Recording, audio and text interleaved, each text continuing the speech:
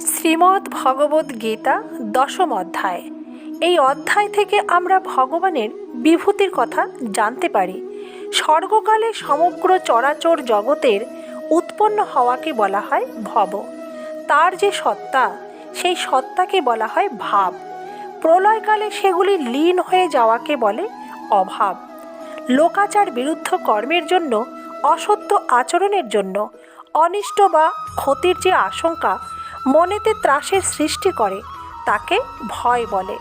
কোনো কারণে সর্বতোভাবে ভয় দূর হয়ে গেলে তাকে অভয় বলে।